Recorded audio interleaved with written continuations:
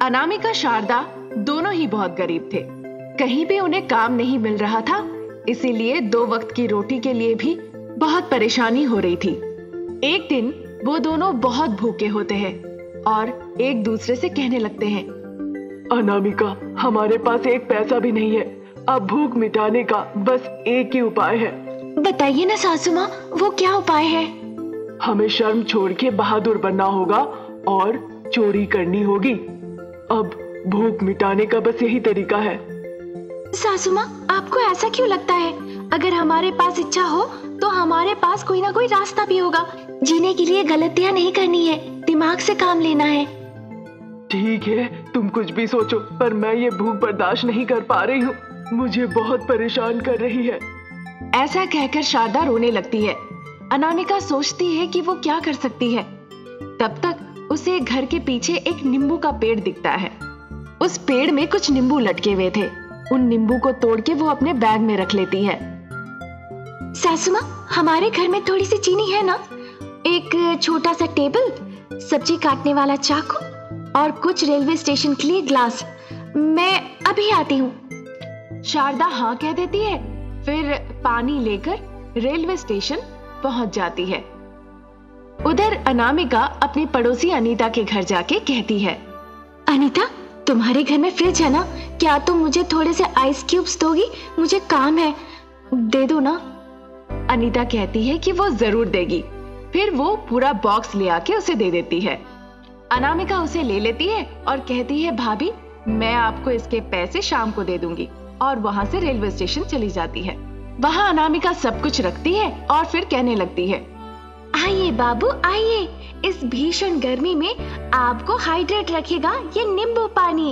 ये आपको vitamin C भी देगा। इसका स्वाद बहुत अच्छा है। आप इसे पीकर ऊर्जा भरे रहेंगे। आइए बाबू, आइए। इस तरह अनामिका चिल्ला चिल्ला के कहती है। ये सुन के सासू माँ कहती है, अनामिका, ये क्या है? ये नींबू पानी ड्रिंक कौन पिएगा? सबको कोल्ड ड्रिंक पसंद है।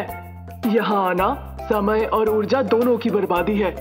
शारदा कहती है, सासू माँ, ये सच है कि ज्यादातर लोग कोल्ड ड्रिंक ही पसंद करते हैं, लेकिन बड़े लोग और बुजुर्ग लोग पानी और नींबू पानी जरूर पसंद करेंगे। इसके लिए अगर हमें 10 लोग भी मिले तो बहुत है। अनामिका कहती है।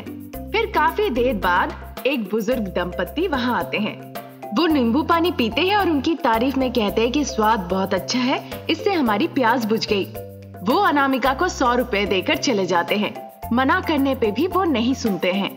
फिर एक के बाद एक लोग आते हैं, नींबू पानी पीते हैं, पैसे देते हैं और चले जाते हैं। 2 घंटे के अंदर ही वो 600 रुपए कमा लेते हैं। अब सास बहू का चीनी खत्म हो जाता है। फिर वो घर जाने का सोचते हैं। तब अनामिका कहती है, सासू माँ, आप ये 100 रुपए ले लीजिए। चीनी और नींबू के साथ साथ भोजन भी ले आइएगा। सासू माँ हाँ कहती है और चली जाती है। फिर भोजन, नींबू, चीनी सब कुछ वो ले आती है। सासू माँ, पहले आप खा लीजिए, मैं खाना परोस देती हूँ। अगर कोई आ गया तो? उसकी बातों पे सासू माँ तैयार हो जाती है और खाना खाने लगती है। तब तक अनामिका नींबू पानी बेचती है। खाना खत्म करने के बाद शारदा अनामिका से कहती है, अनामिका, अब तुम खा लो, इधर मैं ख्याल रखती हूँ। अनामिका हाँ कहकर वो भोजन करने लगती है। इस तरह वो अपनी भूख को भी मिटाते हैं और व्यापार का भी देखभाल करते हैं। काफी समय हो जाता है। तब तक सारे बर्फ गलने लगते हैं। अब उनके पास कोई उपाय नहीं था। फिर वो घर वापस जाने लगते हैं। उस वक्त तक वो 1000 रुपए कमा चुके थे। उस 1000 रुपए के नोट को देखकर सास बहू बहुत खुश होते हैं और उनकी आंखों से पानी निकल आता है। कितने दिन हो गए थे 10 रुपए के नोट भी देखे हुए। एक दिन में 1000 रुपए, फिर 1 महीने में तो 30,000 होंगे। इस तरह हम अच्छे मुनाफे के साथ ट्रेन में जाके कोल्ड ड्रिंक भी बेच सकते हैं। इस तरह वो एक दूसरे से बात करते हैं।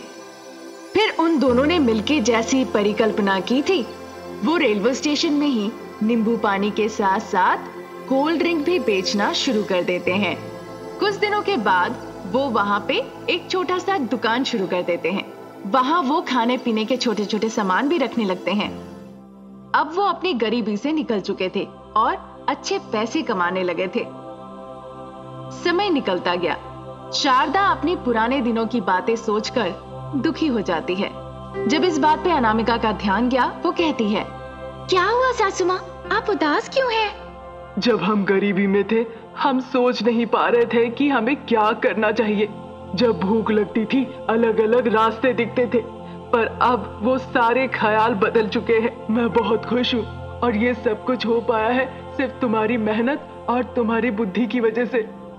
सासू माँ, ये सब आपकी मेहनत है। कड़ी मेहनत, लगन और अच्छे विचार का सब मिश्रण है। हमारे बीच में कोई कम ज्यादा नहीं, अनामिका कहती है। ये सुनकर शारदा मुस्कुरा देती है। अपने आंसुओं को पोंछकर फिर वो अपने व्यापार में लग जाती है।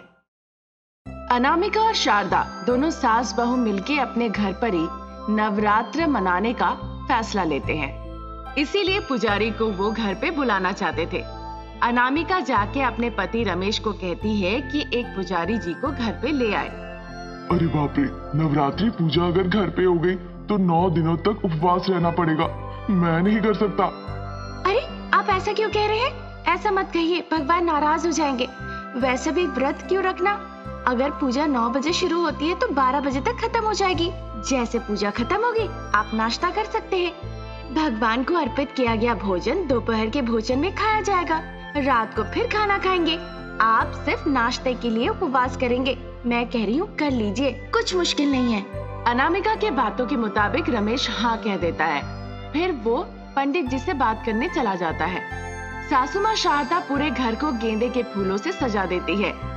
शारदा के पति गेंदा फूल का माला बना के तैयार कर देते हैं। पूरा घर हर्ष और उल्लास से भर जाता है। कुछ समय बाद रमेश एक पंडित जी को घर पे ले आता है। अनामिका शारदा पंडित जी से बात करती है। अरे तुम कैसे पंडित लाए हो? ये तो बौखलाया हुआ है। ये फिर पूजा कैसे करेगा? भगवान नाराज हो जाएंगे। नहीं नहीं, जाके तुम अभी के अभी कोई दूसरा पंडित ढूंढ के ले आओ। माँ, सभी लोग इसी वजह से उसे काम नहीं करवा रहे हैं। कोई उसे पूजा पाठ में नहीं बुला रहा है। सभी लोग पैसे कमा रहे हैं, पर ये अपने पत्नी और बच्चे को 2 वक्त की खाना भी ठीक से नहीं खिला पा रहा है। इसकी गलती नहीं है, ईश्वर ने ही इसे ऐसा बनाया है। फिर ईश्वर इसके बर्ताव पे क्यों नाराज होंगे? हाँ हाँ, आपने बिल्कुल सही कहा है। पूजा होती है मन की शुद्धता से, प्रसाद से नहीं। बस देखना है कि हमारा मन कितना शुद्ध है। चाहे वो गुस्से में आके ही मंत्र क्यों ना पड़े, पर ईश्वर उसकी मन की भावना को जरूर समझेंगे। वो जानबूझ के तो नहीं कर रहा है, उसकी गलती नहीं है। अनामिका इस तरह कहती है। फिर उसी पुजारी को वो पूजा के लिए तय कर लेते हैं। अगले दिन से ही नवरात्रि की पूजा शुरू हो जाती है। वो देवी माँ को बहुत ही अद्भुत और खूबसूरती से सजाते हैं। फिर पंडित जी पूजा शुरू करते हैं और मंत्र भी पढ़ने लगते हैं। वो स्थान रोशनी से उज्ज्वलित हो रहा था। बहुत ही अद्भुत दृश्य था वो। उस दृश्य को देखकर सभी लोग बड़े आश्चर्य होते हैं। तब तक एक आवाज आती है जहाँ देवी माँ कहती है, मेरे भक्तों, नवरात्रि में मेरी पूजा कर रहे हो। आप सभी को स्वास्थ्य, धन और समृद्धि का आशीर्वाद देती हूँ। ऐसे बहुत से लोग हैं तुम सभी के आसपास जो कि बहुत दरिद्र और भूखे हैं। उन्हें जाके सेवा करो। अगर वो पेट भर के खाना खाते हैं तो मुझे बहुत खुशी मिलेगी। मुझे लगेगा तुम सब मुझे खिला रहे हो। आपको बहुत पुण्य मिलेगा और ये सहायता तुम तक जरूर लौट के आएगी एक दिन। इस तरह देवी माँ आशीर्वाद देके वहाँ से अदृश्य हो जाती है। इस बात से सभी लोग बहुत खुश होते हैं। वो अधिक ध्यान और भक्ति से पूजा मनाते हैं। जैसा देवी माँ ने कहा था, वे जरूरतमंद और गरीब लोगों को भोजन वितरित करते हैं। वो गरीब भोजन पाके कहते हैं, भोजन पाके हम आपको आशीर्वाद देने के लिए योग्य तो है, पर कहीं हमारा आशीर्वाद आपके लिए अभिशाप ना बन जाए। हमारा दुर्भाग्य आपके साथ न रह जाए, यही हमारा सबसे बड़ा डर है। वो उदास होकर अपनी भावनाओं को व्यक्त करते हैं। ये सुनकर अनामिका कहती है, बुरा सोचने की जरूरत नहीं है। आपका आशीर्वाद अच्छा ही रहेगा। आप मुझे और मेरे पति को आशीर्वाद दीजिए। ऐसा कहकर चरण स्पर्श करते हैं। वो संतान प्राप्ति का आशीर्वाद देते हैं। ये सुनकर अनामिका बहुत आश्चर्य होती है। पहली बार किसी ने उसे इस तरह का आशीर्वाद दिया। ये सुनकर वो मन ही मन सोचती है।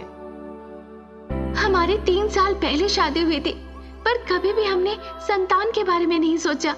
इस आशीर्वाद प्राप्ति के बाद मुझे एहसास हो रहा है कि संतान जरूर होना चाहिए। ये सब देवी माँ ने ही किया है। ईश्वर को धन्यवाद कहने के साथ साथ वो उन सभी को धन्यवाद कहती है और फिर वहां से अनामिका चली जाती है। इस तरह पूरे 9 दिन समर्पण के साथ पूजा करते हैं बिना किसी विघ्न के। अंतिम दिन दशहरा था। उस दिन सास बहू दोनों मिलके अन्न दान करने की योजना बनाते हैं। जैसा उन्होंने सोचा था, उन्होंने गरीब और जरूरतमंदों को खाना खिला के सेवा की। भोजन पाके वो बहुत खुश होते हैं और पूरे दिल से आशीर्वाद देते हैं। तब तक अचानक से अनामिका को उल्टियां होने लगती है। ये देखकर सासू माँ, उसके पति, ससुर जी सभी बहुत चिंतित हो जाते हैं। तब तक पुजारी जी कहने लगते हैं, चिंता करने की कोई जरूरत नहीं, घर में लक्ष्मी आने वाली है। अनामिका की गर्भवती होने की बात सुनकर सभी लोग बहुत खुश होते हैं। अनामिका की गर्भवती होने की खबर से उसकी खुशी दुगनी हो जाती है। वो देवी माँ को धन्यवाद देते हुए कहते हैं, देवी माँ, इन 3 वर्षों में हमारे दिल का दर्द आपने समझ लिया। आपके आशीर्वाद से हमारे घर में खुशियाँ बरसने वाली है। हम सदा आपके आभारी रहेंगे। इस तरह वो देवी माँ की बहुत प्रशंसा करते हैं और उनके महत्व के बारे में बातें करते हैं। दिन निकलते जाते हैं। अनामिका पूरे 9 महीने के बाद एक सुंदर सी बच्ची को जन्म देती है। उस बच्ची को देखकर सभी को लगता है कि माँ देवी का ही जन्म हुआ है, इसीलिए उसका नाम देवी के नाम पर ही रखा जाता है। अपनी बेटी दुर्गा को देखकर अनामिका और रमेश बहुत खुश होते हैं। शारदा और प्रसाद भी अपनी पोती को देखकर आनंद से भर जाते हैं। इस तरह वो एक खुशहाल जिंदगी जीने लगते हैं।